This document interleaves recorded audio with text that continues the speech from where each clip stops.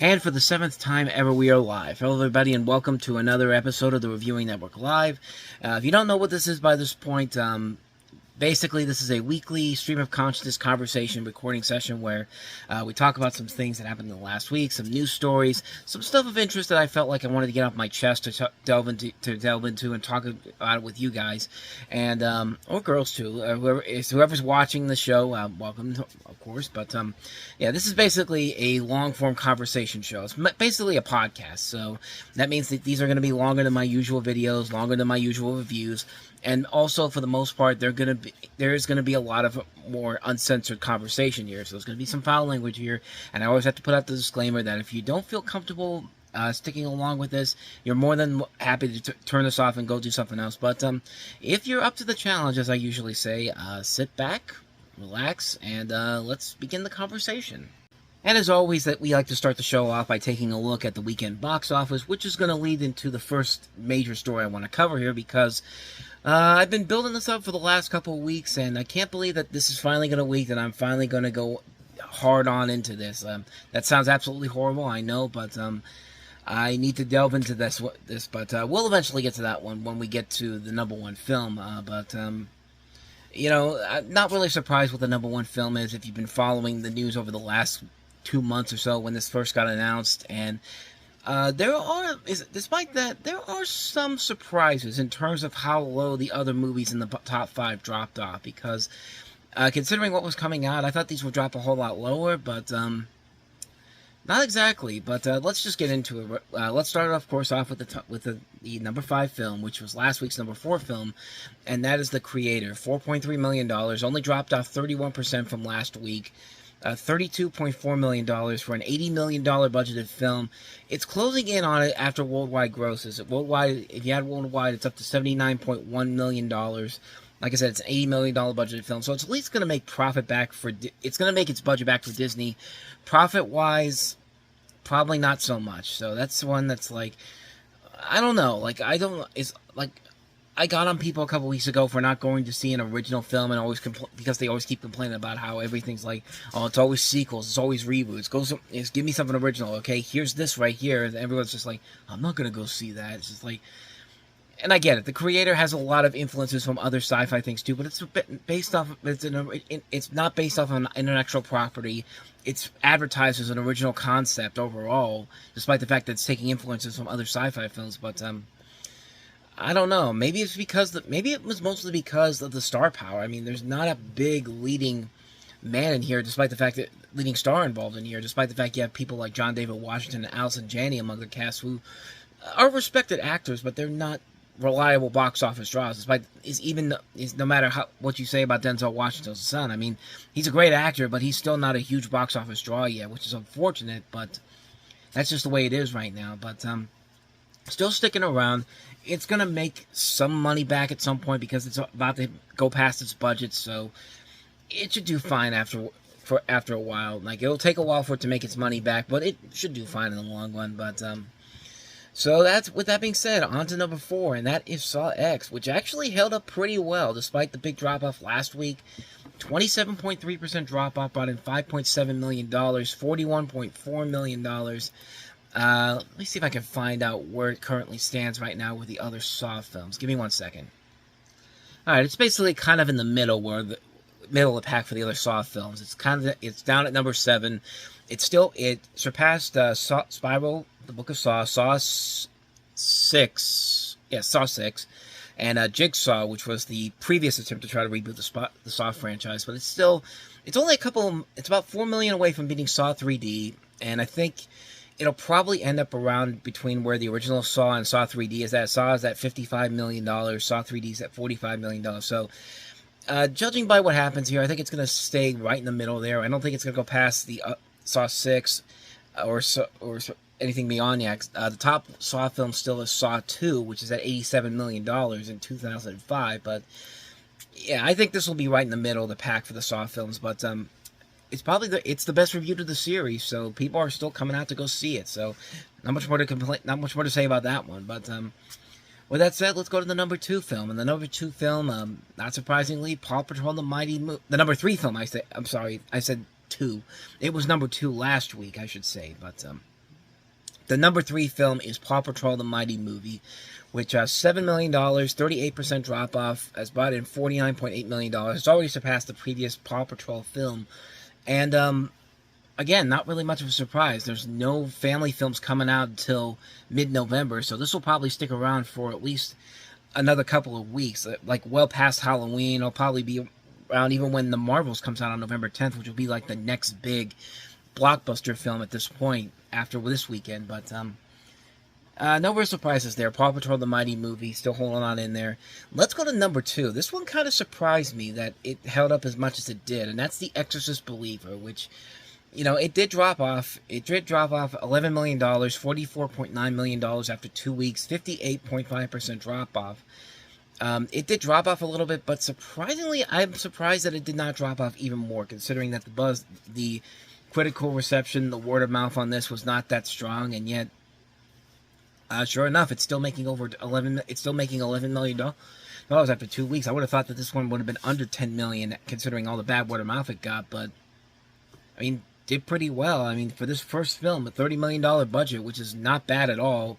I know a lot, and you know, you take in it helps to ease the pain of the fact that Universal spent $400 million for making these trilogy coming out, but $84.9 million worldwide after 2 weeks, which is not bad per se. I mean, it's definitely going to show that this will probably make its money back when they make those other 2 films. But right now, this isn't bad per se. I don't know why anybody would have thought that they would hoping to make their money back on that $400 million back on this first film. That was just never going to happen to begin with. But lo and behold, that's where we are right now. But that is The Exorcist Believer, the number 2 film, which now brings us to the number 1 movie of the week, and that is, of course, Taylor Swift, The Eras Tour. And nobody really should be that surprised, even people like me who have a fair share of things to say negatively about the person involved, but we will get to that in good time. But I will say this, though. It's definitely a lot lower than I think a lot of people were expecting. I think some people were expecting, just in America alone, $100 to $130 million, which would have been on this.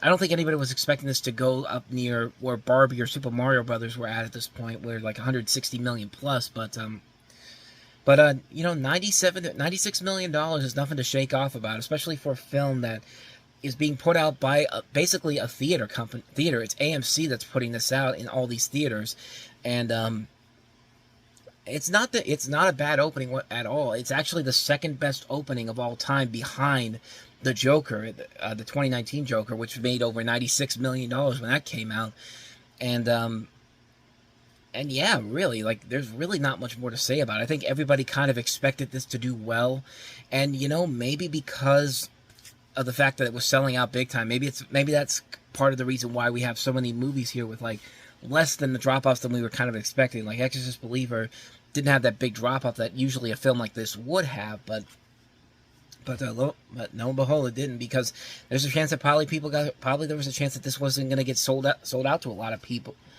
Is that Taylor Swift was going to sell out, and people needed another film to go to. And did pretty well in IMAX. It represented 26% of the weekend. IMAX did about $11 million at 370 screens. The global overall, $13 million, which is actually the biggest opening for a musical act, film, concert, or documentary. And another 106 IMAX international screenings are going to show up starting next week. Not this week coming up, but the week after that. And so on November 3rd. And AMC is already working ahead on their next one. They just announced in the last couple of weeks that Beyonce is going to get a concert film coming up pretty soon, on December 1st for that one. Which, I'm not going to lie, I like Beyonce Knowles, and I kind of would like, and I would be shocked to see, you wouldn't be shocked to see me if I had a review for that coming up, because I'm actually looking forward to checking that one out, honestly.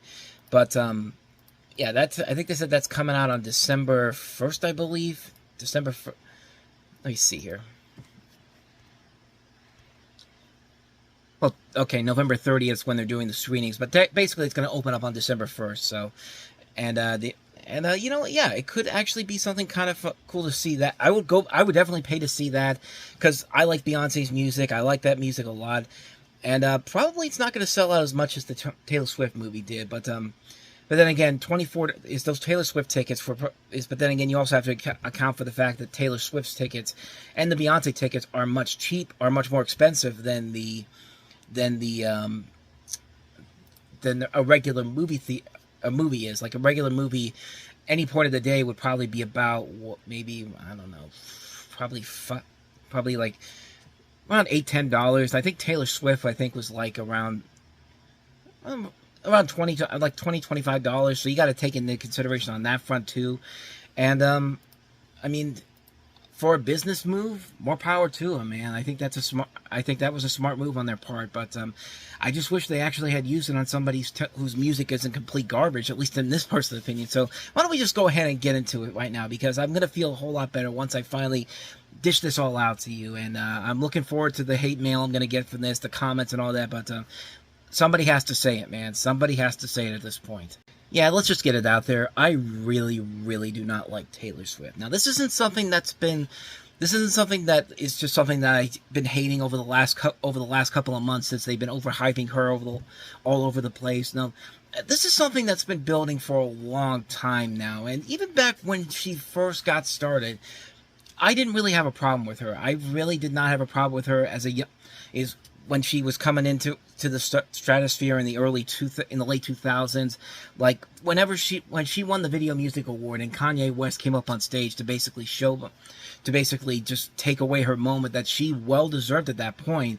Like, I was right there with him. It's just like, that's a dick move by Kanye West. It's Kanye West. I mean, he's going to do whatever it takes to get some kind of attention, no matter what. He's an attention whore, which coincidentally is what Taylor Swift eventually became. But let's move along here. But I think the moment when it really started to hit me that I was really not a fan of this woman's music is that it's just her music never changes. Like, I've never liked her. I've never liked this newer music she did. After that early work she did, like after 2010, almost every single song she does is the same thing. Like, it has the same, like, I don't know what is the best way to describe this. It just feels like it was like when that moment happened with Kanye West. All I could think to myself is that early on she was kind of like coasting off of that success, because her music sounds exactly the same. It's just kind of like, it just is, nothing about that music every single song almost feels like the same thing. If you listen to it and you listen to the way the song is structured, you could tell that it's the same thing over and over and over again. There has to be a moment where she's going to sing, and then she's going to have this moment where she has to repeat something multiple times. Like, it happens in like 3 or 4 songs, and it gets annoying really, really fast. Like, it also doesn't help that she can't write an album without breaking up with somebody. Like, that's just been her thing for so many years, and that's been something that's been made fun of over the years. And now we're just going to pretend like it doesn't matter, because we're just living, it's Taylor's world, and we're just living in it now. And like, it's just not good music. It'd be fine if the music was actually good, but it's some of the most blandish, laziest music I have ever heard. Like, it's just really, really lackluster music on so many levels. And what hurts the most about this is that people are stupid enough to actually buy into this. They're just letting this go. Like, it's okay for this to be shoved down our throats. It's like, shove down this talent that's not that bad. It's not even bad music. I should preface that by saying that it's not bad music. It's not the worst music ever, but it's just like, when it's crammed down your throat, as many times as they try to cram this stuff down your throat, it gets annoying really, really quickly. And I can listen to bubblegum pop music and rock music that's not that great, but it's still catchy. And even after all these years, like, I grew up around the time NSYNC and the Backstreet Boys were the thing. I hated NSYNC and the Backstreet Boys back then. But even nowadays, I can come around to it and go like, you know what? This actually works. This actually had something to it. And people look at me like I'm crazy because I'm saying that she's not that talented, and she's not that she's just not. Like, she's just not that talented. I'm sorry. I know I'm going to get reamed for this, but I can't help it. Like, when you're getting crammed this stuff down your throat, and then to top it all off, the fact that the NFL, which most people go to get away from that type of stuff, They want to cram it down your throat too. I'm sorry. Like, I can't take it anymore. I cannot take it anymore. I don't care if Taylor Swift watches Travis Kelce play football. I don't need to see her on my television and just be there for no reason except to just be there because, oh, it gets the clicks and the views. Like, this is the problem with the world right now. We stick to stuff like this, and it's just like, we just pretend like this is normal. Like, this is like, it's like the equivalent of Mike Fleiss and the Bachelor shows. Like, everybody watches those shows because they think that that's how the world works now. Like, we can accept the reality that show sets up. And then you get episodes where you have contestants literally dressed up like dolphins, and they're saying that, no, this isn't weird or creepy. This is fantasy. This is like a romantic drama, and romantic comedy, and we're all in. Yeah, and that's another thing that I hate about Taylor Swift is that most of her songs, the songs that she puts out clearly seem like they're just trying to create the world is like a romantic comedy. Like, one of the worst songs, the one song I hate for her the most is Love Story, where she's talking about meeting a guy, and then the father's always like, stay away from her. Like, it's supposed to be like Romeo and Juliet. And every time I hear that song, I can't look at this and think to myself, no, there's some shady shit going on around here. Like, there's a part towards the end of the song where the boyfriend's just like, here's a ring. Your dad said it's okay to marry you. Go pick out a white dress and all that. Like, they make it seem like it's a love story. It's a romantic. But when anybody can look at that and go, now something is going on here. That dude killed her father and is trying to get the hell out of town real quickly to avoid any charges. Like, nothing about that is fantasy. Nothing about that is romantic. But that's just creepiness on another level. It's just another thing, but altogether, it's just like, I just can't take it anymore, man. I really cannot take the overhype. Like, it's just like, I always say overhype can really kill something, and this really killed it right from the get-go. Like, for the last 10 years, I've never liked Taylor Swift's music. I've never liked the way they tried to overhype her. I hated that when Michael Jackson and Whitney Houston died, they tried to make her and Justin Bieber the queen and king of the new queen and king of pop, which is just like, it's never gonna happen. I mean, it's never gonna happen. So just stop trying to make us think that you're gonna do that. Like I don't want to say anything like severe, like saying I want her dead or something, but it's like, I'll take a note from something I heard a long time ago. Like, I just want her is like, I hope you get into a major car accident. I don't ask for you to die.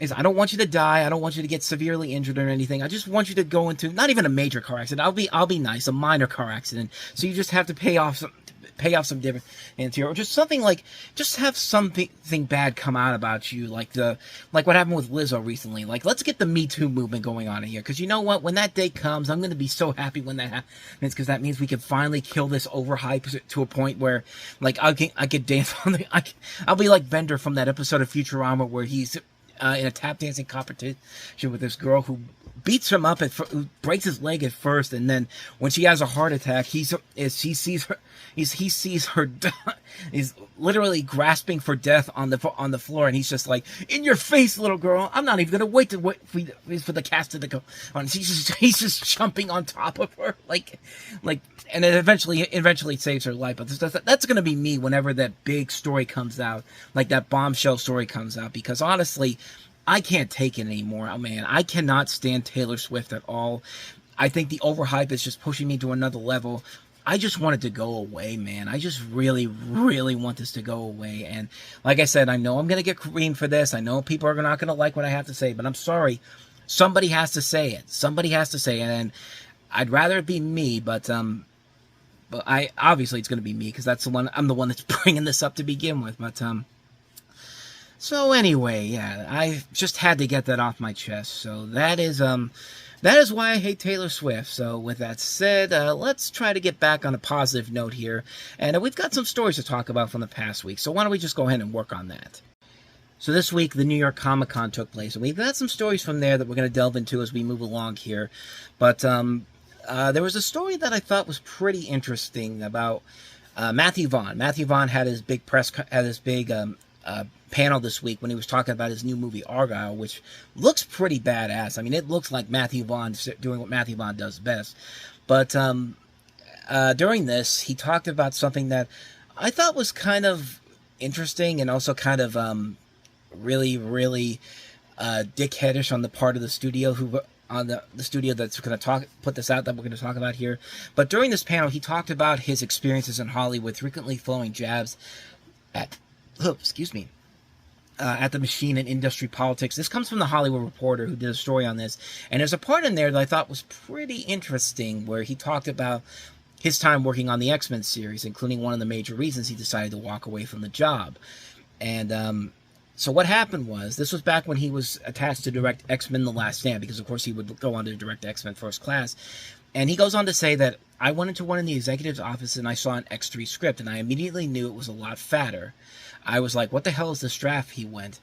And he said, don't worry about it. And I'm like, no, I'm the director. I'm worried about this draft. And he wouldn't tell me, so I grabbed it literally, and it was like a crazy moment. Opened the first page, and it said, Africa, storm, kids dying of no water. She creates a thunderstorm and saves all the children.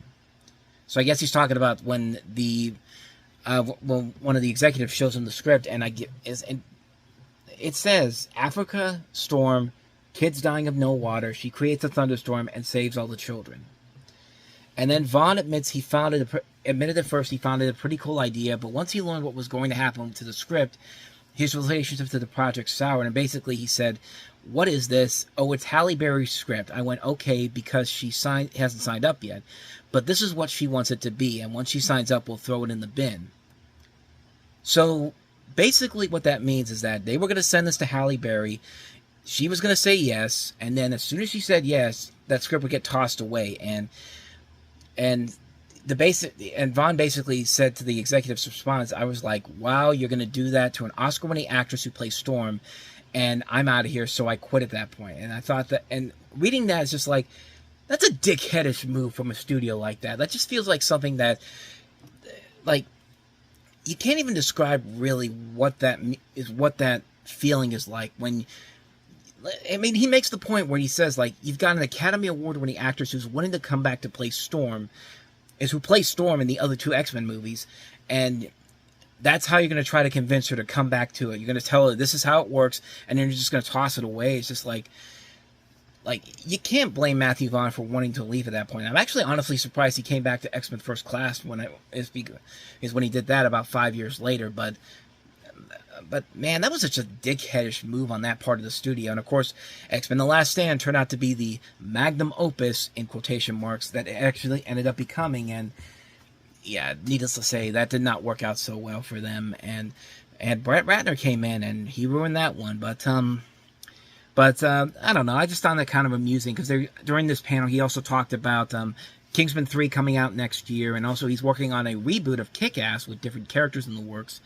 And, I mean, I like Matthew Vaughn's work a lot. I'm really looking forward to seeing what he does with Argyle. So, needless to say, I'm definitely curious to see what he'll do with it there. But I just thought that was kind of amusing to check that, to tell you about that. But, yeah, what a dickheadish move that is, to try to convince Halle Berry to come on board. And then once she says yes, it's just like, yeah, we'll toss it out, and it's going to be completely different altogether. And that's, you got to give Matthew Vaughn a lot of credit for getting out of there at that point. Because, I mean, that goes against, it feels like it goes against what he wanted to do with that film. And again, I'm kind of surprised he actually came back to them with First Class. But, yeah, nothing more to say about that one. I just thought that was an interesting story there. But let's continue story time. So as the week began, on Variety, they ran a story of talking about the production problems going on with Aquaman and the Lost Kingdom, which is still supposedly coming out for Christmas. Trailer's been out for a couple weeks now. It doesn't look that bad, honestly. It just kind of looks like the first Aquaman movie, and I really like the first Aquaman film. But in here, you've got all these different things that are going on here. I won't go into too much detail on it. Basically, it's covering a lot of stuff from the embarrassing documents for the Johnny Depp Amber Heard trial that surfaced on Reddit. There was a thing in there talking about how a lot of Amber Heard scenes were cut from the film because of that. And also, there was a thing from Elon Musk getting a letter from WB. Just so many different things going on here. And but the big thing that really took a lot of people's attention when this story came out was the fact that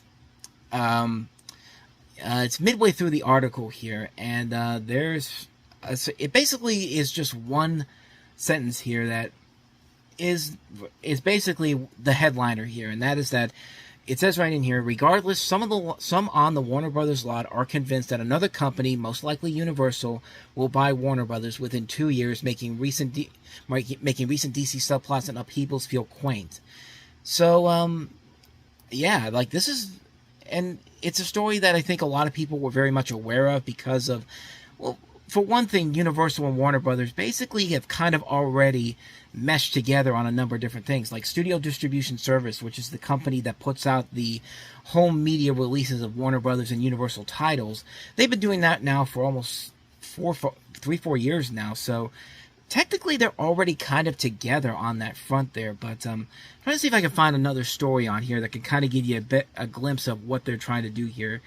Here's another story from comicbook.com, and basically, they talk about here, there are rumblings that Warner Brothers Pictures could potentially be sold, with Universal Pictures the leading candidate to make the purchase. Warner Brothers is currently part of Warner Brothers Discovery, which has Discovery and the Max streaming service under its control. DC Studios is also part of Warner Brothers, and the focus of a new feature that delves into some behind-the-scenes drama regarding Aquaman and the Lost Kingdom. Inside the Variety article is a reference to those on the Warner Brothers lot who believe the studio will be sold within the next 2 years, and Universal the most likely candidate. According to a Wall Street analyst and venture capitalist Lightshed's Rich Greenfield, the bottom line is that they need to get DC to work with whether David Zaslav owns it, whether Brian Roberts owns it, whether somebody else owns it. The article also discusses how there is confusion regarding who is really calling the shots for DC Studios. For example, of course, Kevin Feige is the mastermind behind Marvel Studios and its creative output, whether that's a new feature film or a series on Disney+. Meanwhile, James Gunn and Peter Safran are the co-CEOs of DC Studios, but Max also has a hand in creative as well.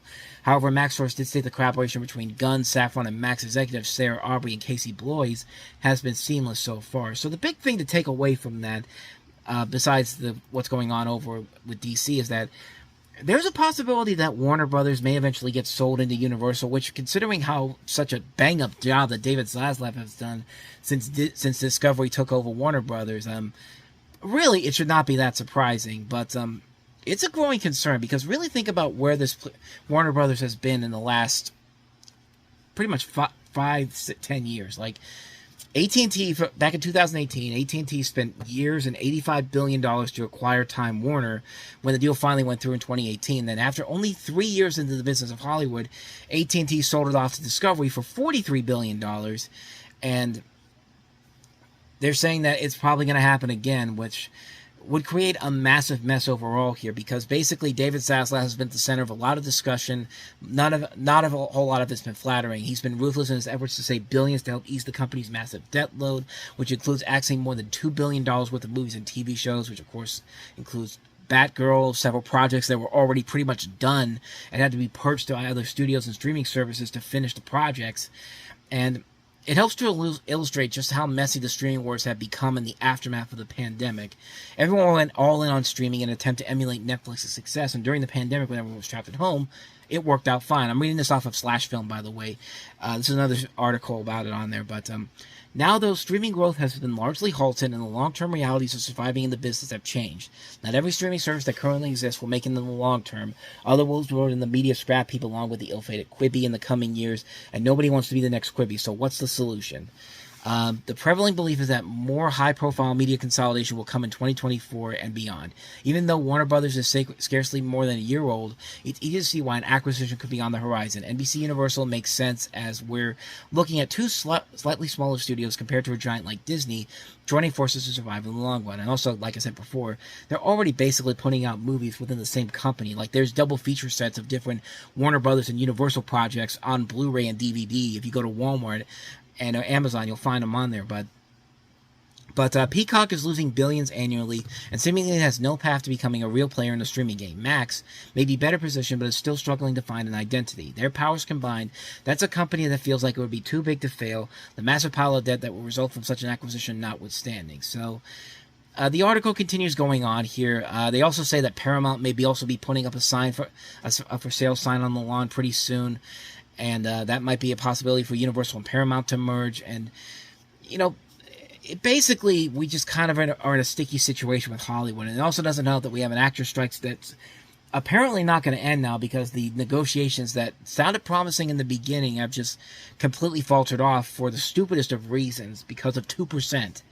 That's literally why the actor strike is still going on right now, because the studios don't want to pay an additional 2% to the actors, which they were more than comfortable doing with the writers. So, like, well, that's another thing altogether. Overall, that actor strike was probably still going to go on for probably until the rest of the year, and it's really going to hurt the industry. Like, this right here really would hurt the industry. But in my personal opinion, a Universal WB marriage is probably the best possible outcome for Warner Brothers, because of the way that David Zaslav has completely butchered that company as a whole. Like, and again, they're already kind of linked to one another because they release stuff through the same distributor, and it wouldn't be that shocking of a reason not to do it. I mean, Universal has a lot of Warner Brothers their stuff in their theme parks too. I mean, when Universal Islands of Adventure was first being developed, one of the areas they were talking about was a Warner Brothers island where you can get like DC superheroes, different characters from the Looney Tunes, the Hanna-Barbera characters, which Universal pretty much had at that point. But unfortunately, that never went anywhere. Warner Brothers eventually went to Six Flags and a number of other places before eventually coming up with their own theme park in Abu Dhabi, which I've seen video of and looks pretty amazing. I would actually like to see it one day. I don't know if I'd go all the way out to Abu Dhabi to see it, but needless to say, it looks pretty interesting. If you ever see the videos online, you should definitely check it out. But it's a cool concept there, and maybe Universal can use that for Epic Universe and all that. Like, it really would help if they I think it would help Warner Brothers kind of get back on track if Universal was able to find a way to merge together. I think that'd be something that would work.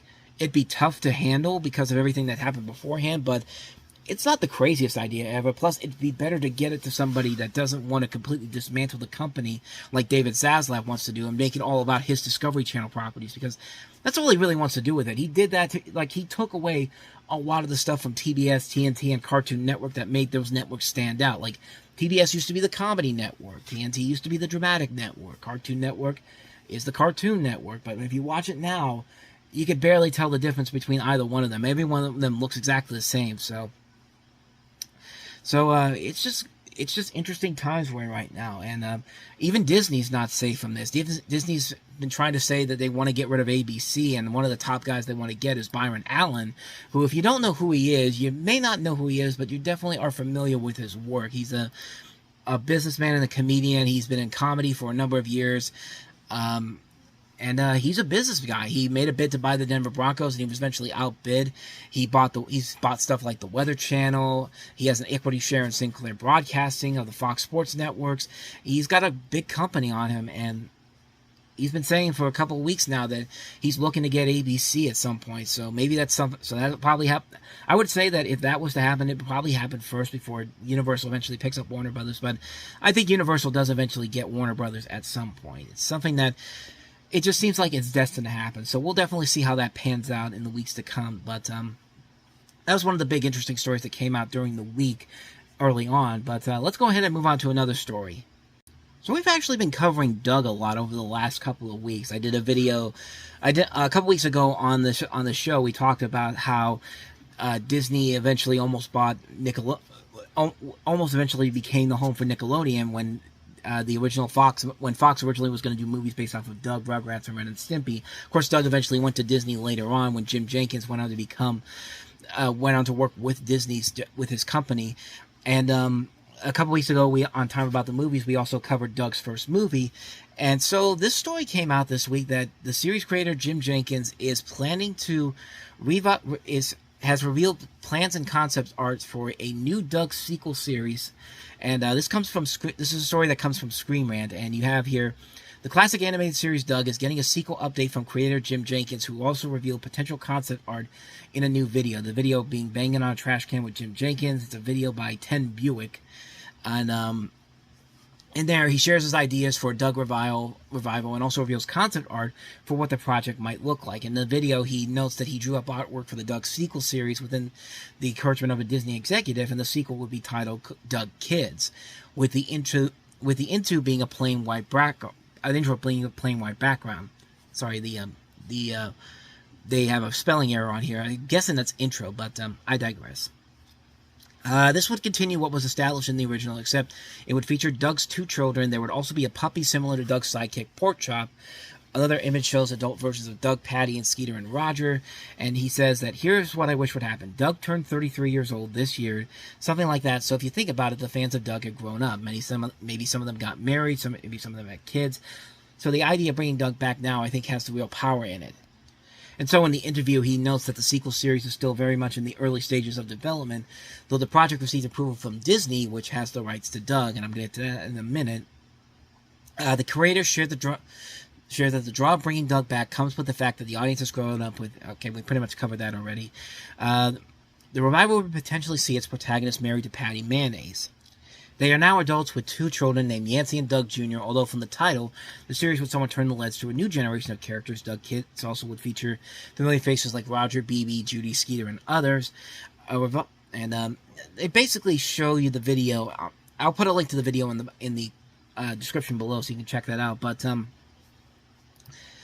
yeah, it sounds like a good idea, except for one little thing that kind of ruins it right away. And that is the fact that Disney still owns the rights to Doug. And you know, Disney's Doug was not that great. In fact, it was pretty downright terrible. I mean, I've covered this before in blog posts on this website and also on here on YouTube, but I'm not a big fan of Disney's Doug. Like, I really did not like what they did to Disney's Doug, and I think basically, to kind of sum up why I did not like what they did to Doug, I'll basically sum it up like this. I mean, it's mostly seen as an inferior project compared to the original series, but it's just mostly sanitized BS. I mean, it's important to remember that when Doug went to Disney, it was still back in that time when every live-action movie and every kid TV show had to appeal to the cool kids. And now Disney saw cool kids, like stuff like Quack Pack, Mr. Magoo, Meet the Deedles, I'll Be Home for Christmas, Inspector Gadget, The Mighty Duck, just these terrible movies and TV shows where it just felt like Disney forgot what it was before and just made whatever crap they could get to make sure it appealed to cool kids, and it failed miserably. So for one thing, I really didn't like the animation looks very much like what they did over at Nickelodeon. There was just a sense of something was off, like Disney never really understood why Doug worked at Nick and had to add their own flair to it, to something that they had no idea what made it work the first time around. It also doesn't help that the new voice actors don't really work that well. Like, when I think of Doug Funny and Roger Klotz, I think of Billy West. I mean, West gave those kids the voices that you kind of expect those characters to have. They gave the voice for Doug, an average kid in high school, so when he talks, your audience can connect to him because, like, hey, he speaks just like how I speak. And in the Disney version, he sounds like he's much older than he probably should be. Like, he sounds like he's more in college than he does in high school, and automatically it kind of takes you away from the series. Like with Roger, too. Like, when you listen to Roger in the original Doug series, like, that's the type of voice you expect to hear from him. And Chris Phillips, you'll recognize his work from other things like Beavis and Butthead. He's done a lot of stuff for MTV and all that, and some Dennis Leary music videos. But he does a better impression of West as Roger, and it's fine. But why couldn't they just get him to be the replacement for Doug too? I mean, I think he could have made that work as well. And other than that, you have a lot of the same people back from the original series, and a lot of the same people are playing the same characters that they play in the original show. It just kind of makes it even more confusing because, like, everybody else hasn't aged, but Doug has just by that voice alone.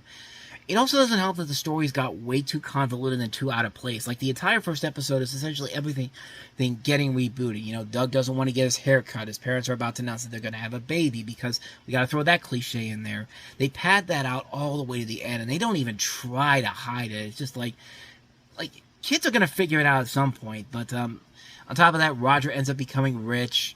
Patty is homeschooled now. The Beats have broken up.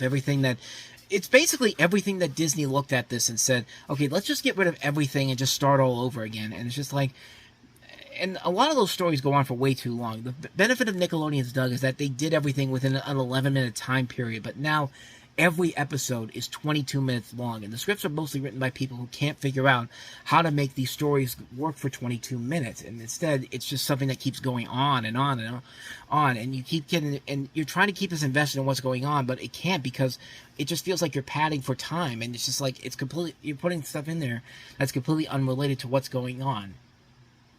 And I'm not going to say anything too much more about Doug's first movie, because I've already delved into that, but honestly, that's why I really am not that excited for this as I should be, because, you know, I mean, I grew up with Nickelodeon's Doug. I was in the right age group when that came out. It was a fun it was a good show. Like, you related to the characters, it was a simple premise. It made it stand out because it works because you really like the stuff that they were talking about, because they were relatable and topical to many people. Plus, this was new territory for Nickelodeon. They were still kind of doing, they were allowed to kind of have more free range to do whatever they want with it, and it works because you had a lot of elements to it. I mean, you could still find a lot of stuff to find in that original run that you can't find in Disney's Doug. And you know, I'll be a little bit optimistic, because some of the reboots that Disney has done recently, like the Proud Family, Louder and Prouder, have worked out. It's actually really good. It's actually really good, that Proud Family series.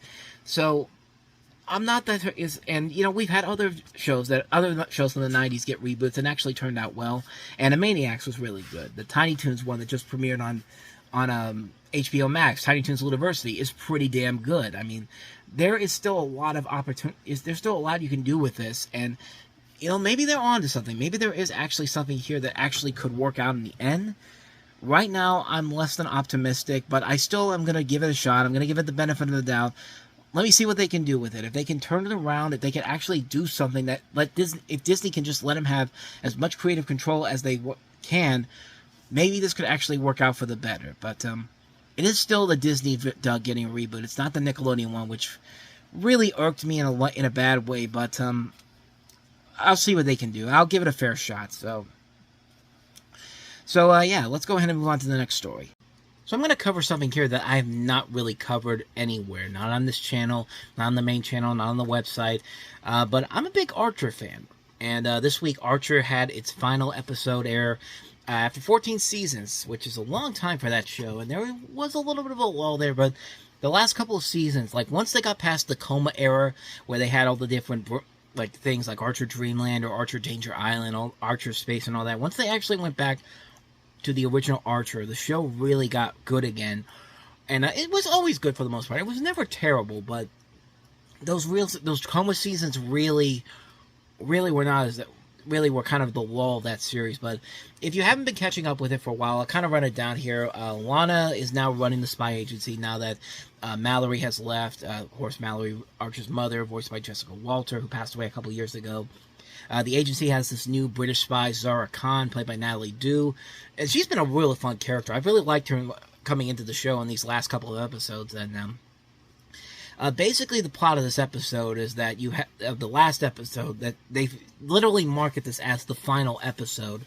You basically have Archer and his pals springing into action when a fleet of killer drones start murdering ex-IIA employees. The agency that's of course the agency they all used to work for, so they're kind of motivated to find out who's behind this, and not surprised. And then means they have to find their slimy ex-boss Fabian, played by Kayvon Novak, for What We Do in the Shadows. And what follows after that is you have these different subplots going on around here, where you have Archer and them trying to get to Fabian. Then you also have then you basically have Lana and why can't I remember his name now? Cyril, that's what I'm thinking of. Cyril, they have to testify before a UN hearing on spy agencies, and it gets off to a bad start where the hot mic catches her calling the UN delegates total idiots, and eventually Cheryl gets involved as a star witness, and that's the subplot that goes on there. And basically, it ends like a normal episode of Archer. Like, it starts off as it's basically the end of an episode, and you really don't know whether or not this is supposed to be like, is this supposed to be a joke? When are they actually going to get to wrapping everything up here? So basically what happens is that they find out what's going on. The drones are deactivated. The UN delegates are safe. So the agency is basically shocked to announce that the UN announces that all private spy agencies are illegal and need to be disbanded within 30 days. And that's literally how the show ends. Like, it literally ends with them looking at this going, is this 30 calendar days or business days? And basically it means that they're leaving the show on a cliffhanger. Like, I watched that on Wednesday, and as soon as the credits roll, I was just kind of like, wait, that's it? That's really how you're going to end the series? And I was just watching this, and I was going like, really? We're really doing this? We're really going to do this? Like, and it's just like I didn't know what was going to I didn't know what they were doing. They did say during the show there was a commercial for an announcement to be made on Friday, and you have to figure there has to be something there, but it can't be like a comic book sequel or a video game sequel or something that's not related to the actual show itself. And sure enough, on Friday when the Archer panel happened at New York, they announced that there is going to be an official finale, a 3-part finale called Archer Into the Cold, which will be on December 19th on FX as well as Hulu. And FXX, it will be on there the next day as Hulu. And basically that's how the series is going to end, with an actual finale, which is cool and all, but man, I was getting bad flashbacks to The Sopranos when that happened. Like remember how The Sopranos ended, and The Sopranos basically gave you this idea that they were setting up for a movie to wrap everything up, and then that movie never happened, and then James Gandolfini died, so basically you screwed out of luck on that part too. So, and then we got a prequel that was not bad, but not what they were probably expecting that to be, and like, I was afraid that was going to happen again here, but apparently they made a finale movie, so we're going to get the finale movie at the end of the year, which is, it's cool and all to see that, but really, I have a lot of questions of why they advertised that as the final episode, so when it was really not. I mean, can you imagine how pissed off people would have been if that was actually how the show ends? Like I would have been more than pissed off if that would have happened, but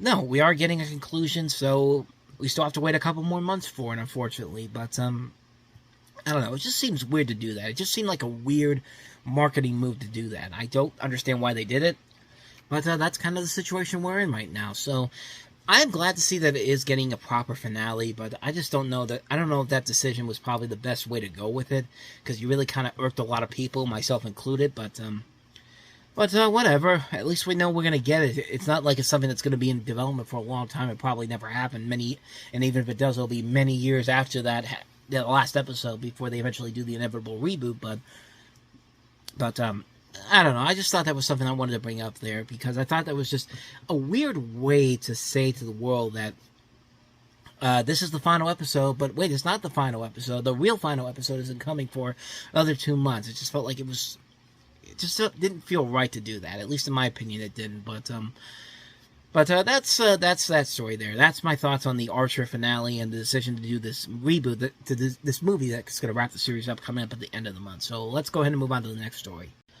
So today is Disney's 100th anniversary. This is on this day, October 16th, 1923, if I'm not mistaken. This is when the studio was founded, and essentially this is when Disney decided, 100 years after that happened, to put together this little short that came out. That is supposed to be a part of the theatrical release of Wish, which is, I guess they're still going to do that, but they decided because they're doing the 100th anniversary celebration, they put it on TV first. It was on ABC last night. Of course, I'm talking about Once Upon a Studio. The short just aired in the last couple of hours, so I wanted to get my thoughts on it, because this is one I've been really looking forward to seeing. The trailer for it looked like it was a ton of fun. Basically, the premise of it is that on October 16th, 2023, the late great Bernie Madison, who unfortunately has left us since this short came out, he passed away back in February of this year. Actually, he wishes that the walls of the studio could talk, and then later, as all the studio employees leave for the day, Mickey and Minnie spring free from their pictures on the wall and plan to gather everybody together for a group photo.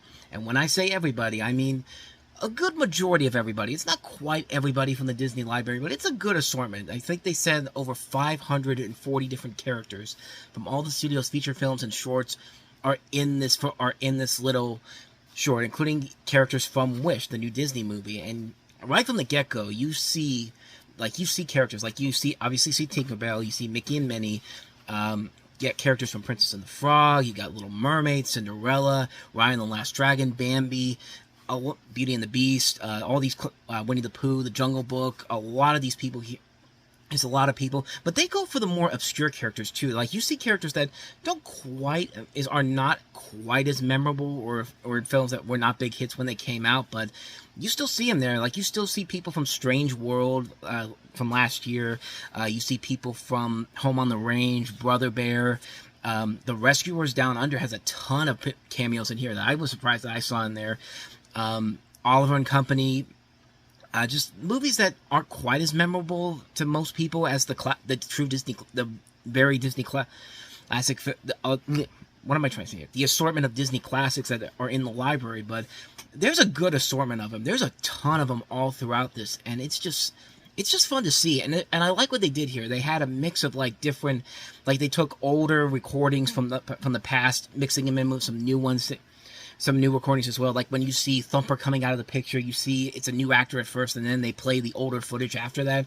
One of the big ones is that Robin Williams had some unused stuff they did whenever he recorded the voice of the genie. They had to go to his the family estate to actually be allowed to use those clips, and they actually allowed them to use them. And they're all throughout this, and it's really cool to see all these characters coming together like this. And of course, Mickey and Minnie are in here as well, and what I found out about this is that this is not the regular voice of Mickey Mouse, Brett Irwin. This is Christy Amanatopoulos, who did the voice of Mickey for the Mickey Mouse shorts on the Disney Channel, and I always loved him as an actor, and I was really happy to see they actually got him to do this in this role, and but yeah, it's just cool to see everybody come together here, and like you see a mix of computer CG, traditional animation, and live action, sometimes all in one shot too, which I was really, really impressed with how they did it. I mean, it's a ton of fun just to watch those characters alone, those elements alone, I should say, but it's a lot of good, there's a lot of good animation in here, a lot of surprisingly funny moments too. There was a really good hard laugh involving Flash from Zootopia, which actually worked out as, I was actually really surprised at how much I was laughing when he came up on there. But it also has some really good, heartfelt, emotional moments. Like, there's a moment where, you know, Mickey's coming up the steps, and he sees a picture of Walt on the wall. And it's just this moment where he's just taking a look at it, and you don't hear any dialogue. You hear this music in the background, and it's really good. Like, it's like, I can see people getting really emotional about it, and sometimes, and maybe even being brought to tears by it. I was close, but I thought, okay, I'm gonna make it through all the way through, but then the ending happens, and it's just like, if you're a Disney fan, it's hard not to start getting a little teary-eyed when you start hearing everybody singing "When You Wish Upon a Star." Like, and how they handle it too. Like it's you hear Belle singing it, Quasimodo, with the same voice actors too. You have Ariel, Baloo, Winnie the Pooh. I mean, and while that's happening, you're seeing all these different Disney characters from the past. Like, you see Black Cauldron in there. You see the characters from that. You see the characters from The Great Mouse Detective. I mean, they really made a true love letter to Disney with this short, and it's just so amazing to watch, and I loved it, man. I really, really found myself enjoying it a whole lot, and it's just amazing. Like, it's an amazing short.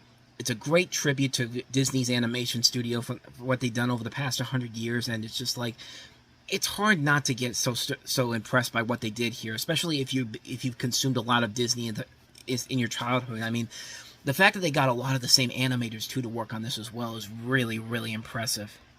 Like, a lot of past Disney animators, like Eric Goldberg, was heavily involved in this. He was the head of the Andron Animation. But James Baxter, Tony Bancroft, Will Finn, Mark Henn, some notable names that if you've watched Disney animation over the years and you look in the credits, you could see their contributions to this that also feel like it's like you can definitely tell if you've watched them long enough to know who did what animation. I think that's really impressive to do, and the fact that they were able to do that, mixing in the hand-drawn animation with CG as well, and they also did it with ink and paper too, which is like incredible that they were able to go back to that. This is an amazing short. It's a really, really damn good short. I really want to see this come up. I really want to see this be shown is in its own form. It probably will, because it's going to be on TV again tomorrow for the 100th anniversary. I think Disney Channel, FX, FXX, Freeform, they're all going to play it at some point during the day, so you should be able to see it today So, and then probably, I don't know if it's going to be shown on Disney Plus after that, but I kind of wish I kind of hope it will. But until then, it's going to be really exciting to see this on the big screen. I really want to see this on a big screen, to see if that is what this is going to look like on the big screen. But I loved it, man. This is probably, this made it worth it in the end. Like, this made the wait so worth it. Everybody kept talking about how great this thing was from the early screenings they had for it, but I can't wait to see this again on the big screen. I can't wait to watch it again. I'm probably going to watch it again as soon as I'm done recording this episode, man. I loved it, man. I can't recommend it enough. It's a great short. If you haven't seen it yet, definitely check it out. It's going to be on TV again tomorrow. It'll probably be on Disney Plus at some point before Witch comes out, but if it doesn't, I'm definitely going to. I can't wait to see it again on the big screen pretty soon. That's my thoughts on Once Upon a Studio. Definitely check it out. So with that said, I think we're done with story time. Let's go ahead and jump into some recommendations for the week. So in terms of my recommendations this week, there's actually a lot of really good stuff coming out this week. Some really good movies, some good fun movies overall, and needless to say, the biggest new release of the week is Barbie, which I'm actually kind of surprised that for a movie that's one of the biggest hits of the year, in fact, the biggest hit of the year, you're only getting a Blu-ray release and a 4K release, and no like special editions. Like, there's no Walmart exclusives, there's no Best Buy exclusives, which is going to be harder to come by in the next couple of months. And we'll get with this. And if you didn't see the video I did over on the other channel, I'll put a link to it there. It's talking about Best Buy's stupid decision there about getting rid of their movie section. But I'm kind of surprised that Barbie's only getting 2 releases. Actually 3. Okay, DVD, Blu-ray, and then the 4K version. And that's pretty much it. And needless to say, I recommend that one a lot. Haunted Mansion comes out this week as well.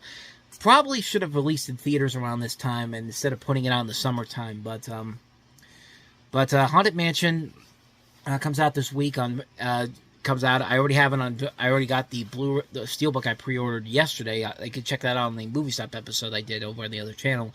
The Last Voyage of the Demeter also comes out this week, which is one of those Universal titles where they just randomly announced it. No announcements whatsoever. Literally announced it the week before it comes out, but definitely seek that movie out. It's definitely a really damn good movie. I did a review for that on the other channel. A really, really good film. It's a really good Dracula story. Takes place on a boat. Dracula's basically keeping all the people on the boat hostage. Pirate ship, I would say, but it's a really good movie. Visually dark and gritty to look at. I mean, it's a really good movie. I can't wait to actually get a physical copy of this because I really want to see this movie again. I think this is going to be one of those movies that is going to be one of those Halloween cult classics that everyone checks out every year.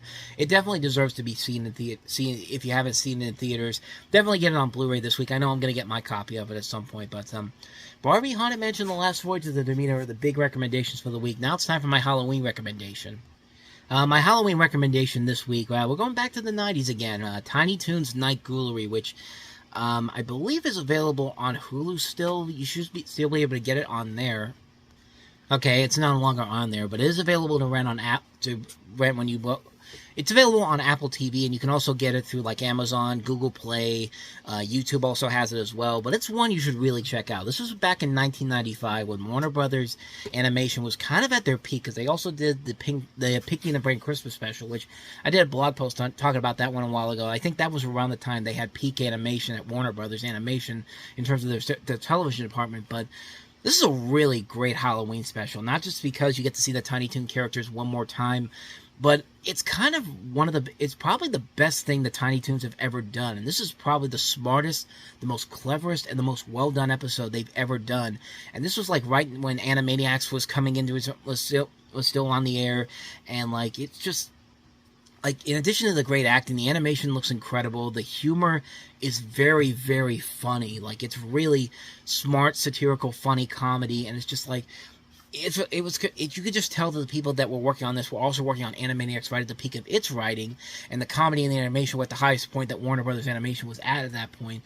It allows the special to have some straight up funny and clever gags all the way through. You get parodies to stuff like the Twilight Zone, stuff like The Devil and Daniel Webster has one in here. American Werewolf in London has a parody in here. I mean, it's just a really funny and really clever Halloween special that really deserves its own physical release at some point, or at least an easy way for people to go and see it, because this is just something that's just so well done. It's such a really funny, really clever, really well-made animated special they did.